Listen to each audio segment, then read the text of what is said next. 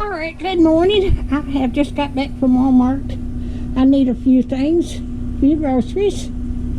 I got some bread, and I've got some shredded lettuce. I like to eat salads. And I got me another pack of cookies.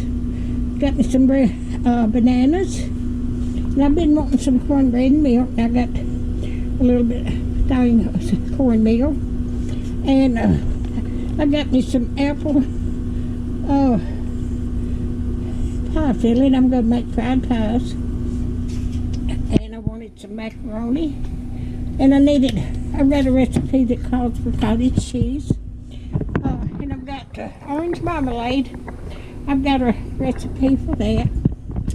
I wanted some butter pecan ice cream.